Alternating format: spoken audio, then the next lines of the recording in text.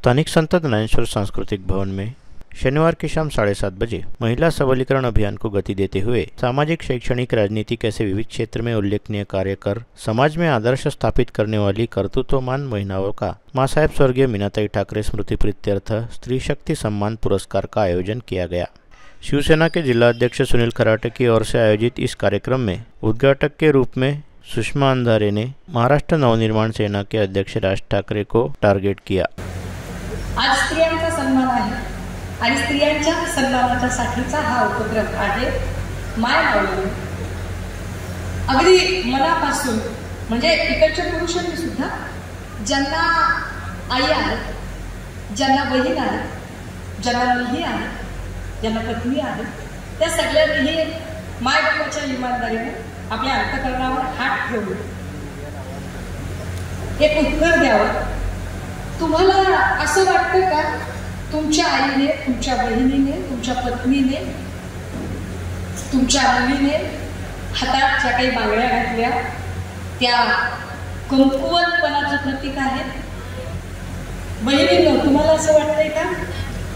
आवाज कमी आला मला, गप्प बसले। बांगड्या या दुर्बलतेचं प्रतीक वाटतंय का? बांगड्या म्हणजे बांगड्यांचा संबंध मर्दानकीशी वगैरे जोडायची गरज वाटते का? इकडचे जरा गप्प बसले, मला पुढचं महत्वाचं बोलायचं। इकडचे सगळे पुरुष काय जरा आवाज येत नाहीये मला, काय वाटतंय? अरे मोठ्या आवाजात हात उंचावून इकडचे मधल्या मधले बांगड्या मा जिजाऊंनीही घातल्या होत्या, बांगड्या मा सावित्रींनी घातल्या होत्या, बांगड्या मा रमाईंनी घातल्या होत्या। बांगड्या या राज ठाकरे असतील किंवा सन्माननीय पक्षप्रमुख उद्धव ठाकरे असतील, या लोकांना अत्यंत प्रेमाने घास भरवणाऱ्या आणि मातोश्रीवर आल्यानंतर तितक्याच प्रेमाने एकनाथ शिंदेंना सुद्धा घास भरवणाऱ्या स्वर्गीय माँसाहेब मीनाताई ठाकरे देखील असल्या। आज मनसेच्या लोकांनी सन्माननीय पक्षप्रमुख ज्या कार्यक्रमाला पोहोचले त्या कार्यक्रमाच्या हॉलच्या बाहेर बांगड्या वगैरे आणण्याचा बालिशपणा केला। मला राज ठाकरे आणि एकनाथ शिंदे दोघांनाही सांगायचे, मगाचपासून सगळ्या टीव्ही चॅनलचे लोक फार प्रतिक्रिया विचारत होते, प्रतिक्रिया एकत्र द्यावी, सगळ्यांना एकत्र द्यावी म्हणून थांबले की काही हॉलच्या बाहेर बांगड्या बिंगड्या घेऊन थांबले होते लोक। काय म्हणता, काय म्हणतीये? मी बांगड्यांना का बरं तू समजू? मी बांगड्यांना का बरं तुम्ही समजू? कारण ज्या राज ठाकरेच्या आणि एकनाथ शिंदेच्या लोकांनी किती बांगड्या आणल्या त्यांना विसर पडला का की तुमच्या दोघांचा देह पोचणाऱ्या तुमच्या आयांनी ज्या हाताने तुम्हाला घास भरवला त्या हातांमध्ये बांगड्या होत्या, बांगड्या होत्या त्या हातामध्ये। तुम्हाला वाटतं की तुम्ही बांगड्या आणल्या इकडे म्हणजे फार मोठा पराक्रम दाखवला? अरे दादा हो, कुणाला वाटतं शिकवताय? अख्ख्या मराठवाड्याच्या राज ठाकरेंना फिरायला लोकांनी जागा ठेवली नाही, जा तिथे नाकेबंदी केली, तुम्हाला तुमचा दौरा गुंडाळावा लागला। ज्या एकनाथ शिंदेना एकीकडे तुम्ही बहीण माझी लाडकी म्हणता ना आणि बहिणीच्या हातातल्या बांगड्यांना कमी समजता, म्हणजे तुमचं प्रेम वेगळी आहे, म्हणजे तुम्ही बहिणींचा सन्मान करत नाही आणि तुम्ही बांगड्या बिंगड्यांचा हॉलच्या बाहेर नाटक करता आणि तुम्हाला असं वाटतं की असं नाटक केल्यावर आम्ही फार विचलित होऊ किंवा आम्हाला अजिबात नाही। स्त्री शक्तीचा सन्मान म्हणजे बांगडी आहे, फार महत्वाची आहे ती।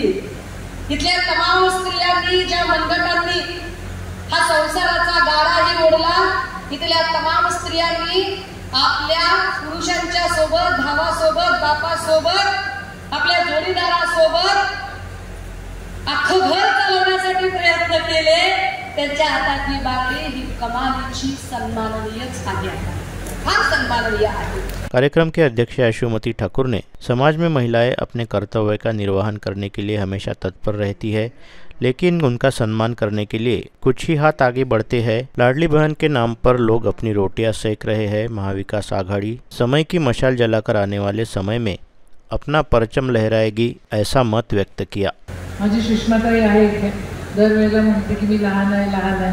माझे अरविंद दादा इथे आहेत आणि ही मंडळी कशी सतत पेटलेली असतात। मशाल बघा ना, मला आज आदरणीय उद्धव साहेबांची आठवण येते। याच ठिकाणी सभा झाली, हितच मध्ये ती समय होती, असाच सेटअप होता, फक्त 8 स्क्रीन आपण लावलेले होते त्यावेळेला आणि पूर्ण उन्हाळा होता आणि त्यावेळेला आदरणीय उद्धव साहेब असं म्हटले होते की बघ बघ यशोमती बघ कशी मशाल होती आणि मशाल हे चिन्ह महाविकास आघाडीसाठी खऱ्या अर्थानं खऱ्या शिवसेनेसाठी एकदम पॉझिटिव्ह चिन्ह आहे। आज जे काय आपल्यासाठी जे काय या ठिकाणी त्या समयची मशाल झालेली आहे, पुन्हा त्याला इंग्रजीमध्ये गुड ओमेन म्हणतात, इट्स अ गुड ओमेन आणि चांगले प्रतिबिंब या ठिकाणी पडतायत आणि चांगल्या गोष्टी समोर होत आहेत,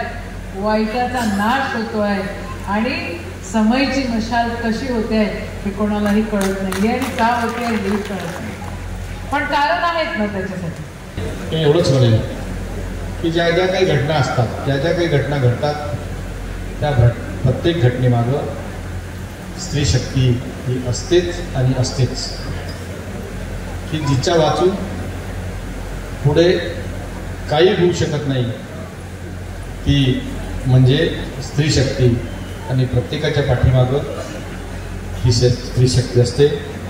या निवडणुकीच्या माध्यमातून अनेकांनी सांगितलं होतं की आमच्या कार्यक्रमाला एवढ्या स्त्रिया आल्या, एवढ्या महिला आल्या म्हणून एवढे मतं आमची होतील, मग गणवंत वानखेडे जो मतं राहणार नाही महिलांचे, पण खऱ्या अर्थानं मला जे जिंकून दिलं ते स्त्री शक्तीला जिंकून दिलं। एवढंच या प्रसंगी बोलतो, पुन्हा स्त्री शक्तीला नमन करतो आणि स्त्री शक्तीचे आभार सुद्धा मानतो आणि थांबतो। धन्यवाद।